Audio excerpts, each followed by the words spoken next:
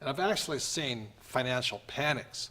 And one of the things about being an American is I find Americans pretty pompous and arrogant, saying, well, this won't happen to America.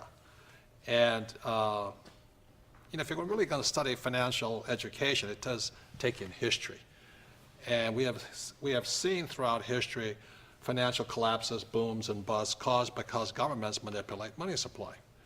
So right now, the United States, for the very first time in about probably 100 years, is now starting to sweat, is my dollar for real, right? Yes. So what do you think is happening? There's a major panic going on with the Federal Reserve and the banking systems. Like I've said before, they've created in just the past 18 months, they've created about 150%, 1.5 times, more paper dollars than they created in the first 200 years of the United States.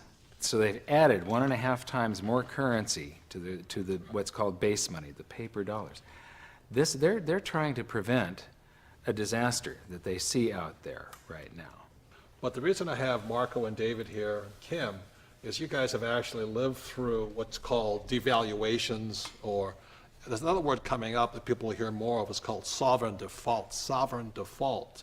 Sovereign default means a country goes bankrupt. They say we can't pay our bills. That's individual bankruptcy, but a sovereign default is like a country of Greece says, that's it, or Turkey could go and they said, that's it. But you guys have seen it in Mexico, right?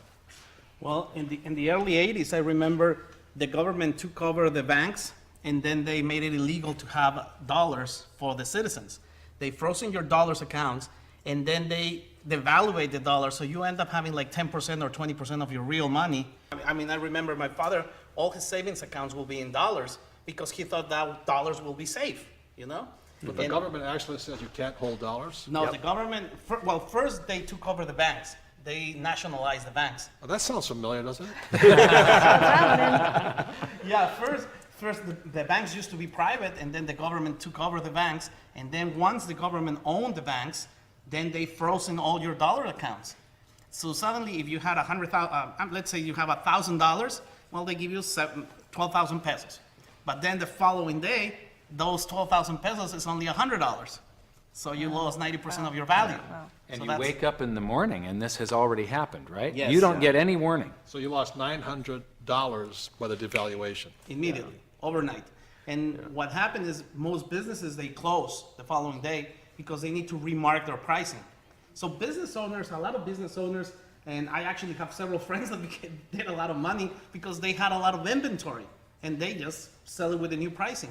It was horrible, especially if David and I grew up by the border, Tijuana, San Diego, and it was horrible because you were making pesos, and then the next day the peso would be worth half, and you had debt in dollars. Like if you bought a car, you were paying your car in dollars, and you were making half of your salary, and you earned double of it's horrible, just So a your debt nightmare. went up tenfold with that devaluation, basically. Exactly, right? and it would happen again and again, and it So- felt so unfair. I think that the government planned it very well because I remember very well that my father used to have a part of his money in San Isidro in the U.S. and part of his money in Mexico. And then they raised the interest rates in Mexico that it was so attractive for you to invest your dollars in Mexico's banks. Before they did all this. Before they took over the banks and before that. So suddenly So they you got say, all these US you say, dollars. oh, I'm going to bring my money back to Mexico because I'm making a lot of return. Wow. The interest rates are 25%. I mean, I'm making a lot of money.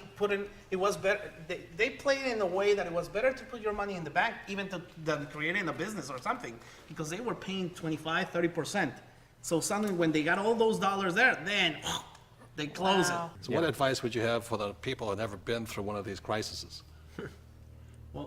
Well, first of all, I think you have to get as many assets as possible because I realized that everybody who was a business owner or had real estate or had gold and silver, they end up on the top of the food chain. I mean, if you are protected using all those assets, who cares what happened to the currency? I mean, the real estate is eventually is going to hold their value, and gold and silver is going to hold the value. And if you have a business, you can always, just you're going to just change pricing all the time.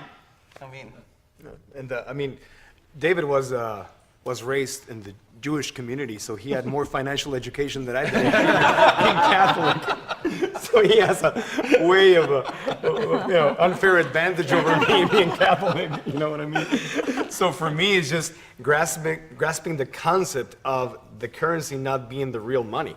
We've never been here in the history of the world. If the US dollar goes, the world goes with it. Is that correct? Absolutely. It backs every other currency on the planet right now. So what they saw in Mexico will repeat all over the world worldwide. So please get smart. If you don't have any knowledge, buy some gold and silver.